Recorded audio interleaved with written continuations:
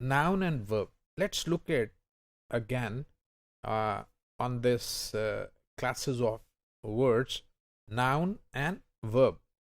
We semantically understand what is a noun, what is a verb, but beside their semantically being described, there is another thing, and that is a certain place that these two or other classes of words occupy. Let's look at this aspect of noun and verb. The head of a noun phrase is a noun, as we have seen so many times. The tramp was reading his diary. So we have two noun phrases, and the head of both the noun phrases is a noun. In the first, it's tramp, and in second, it's diary. The German girl was pouring hot chocolate. So we again have two noun phrases, German girl and hot chocolate, and girl and chocolate are the head of the noun phrases. So slot fitting, thus a word noun can only fill this frame. For example, we have the, so after that we have a blank, but we know that after determiner we must bring a noun. Similarly, after reading his blank, now we know that we must have a noun phrase and it must be filled with a noun. So we can say the tramp was reading his diary. Now the sentence fits quite correct. Similarly, the German dash was pouring hot. So we know that German we must bring a noun. The is determiner, German is an adjective here, and we need a noun. And similarly, hot is an adjective, and after that we must bring a noun to make it a noun phrase. So it's not the meaning of the word that tells us whether a word is a noun or an adjective or an adverb of so and so. It is also the frame of the sentence which suggests us that which word belongs to this place. Nouns may be preceded by determiner as just seen, but also by adjectives to form noun phrases. So nouns may vary in form. We can have singular noun, we can have plural nouns. For example, the tramp is reading his diary. We can change the tramp into tramps and diary into diaries. We can say the tramps were reading their diaries. So the contrast, it is the contrast between the singular and plural in form of the noun. So its plural is one of the number.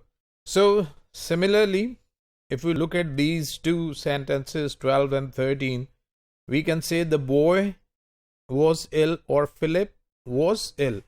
We can change any of these two phrases, noun phrases, with any other noun phrase.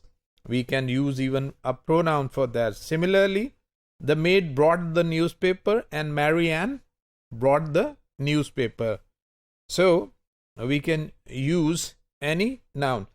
Here we see that in the first 12 sentence we have article plus a noun, and Philip is a proper noun, but the maid is a common noun, but article plus noun, Mary and Anne, it's a proper noun. In both these sentences we can understand that a proper noun can be replaced with a article and a common noun, and article and a common noun can be replaced with a proper noun. So Philip and Marianne take the same position as the sequence article plus noun. They are considered to be identical categories of nouns, that is proper noun. They do not normally take an article. We do not generally use article with a proper noun. We don't say the Jane, the James, etc. And similarly, we do not make them plural. We do not put an S after them, like Jane's, like Harry's, etc., etc. Some proper nouns always occur in the plural and take a definite article.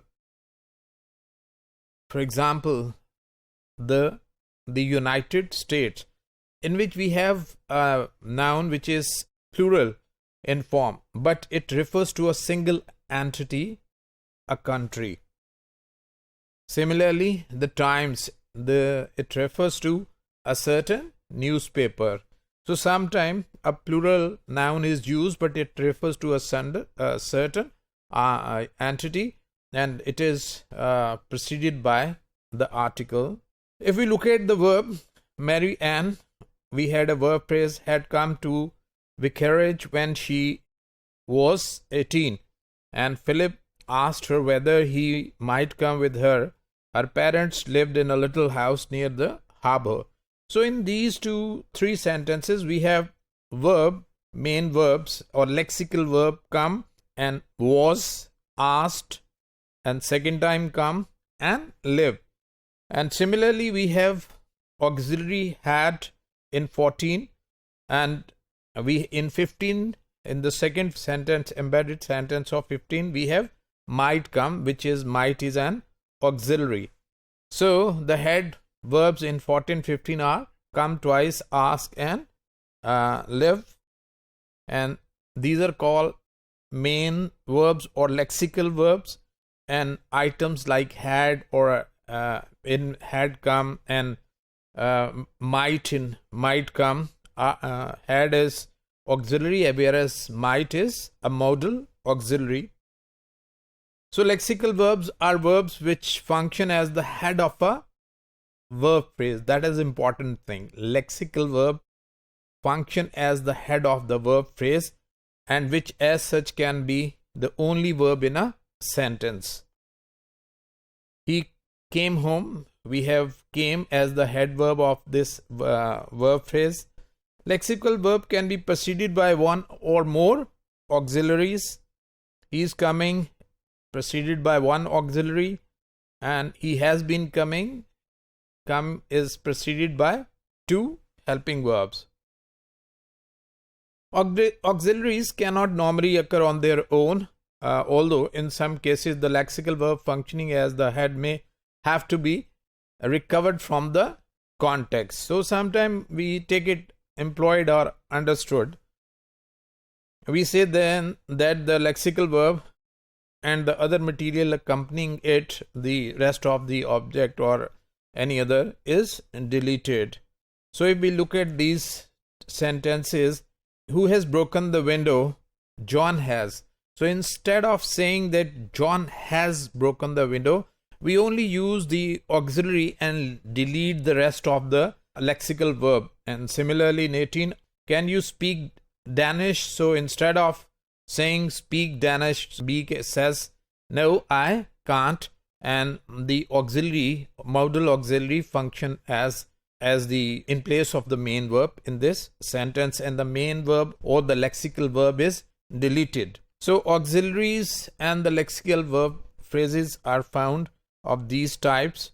So will arrest, we can have one auxiliary, will, and arrest, that's the main verb, lexical verb. Has arrested, similarly same position, will have arrested, 2 auxiliaries and 1 lexical verb. And would have been arrested, we have 3 auxiliary verbs and 1 lexical verb.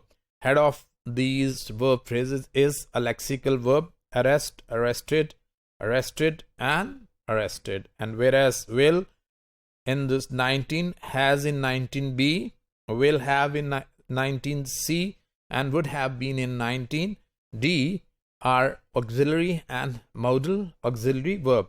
So this is generally the structure of a noun phrase and the verb phrase.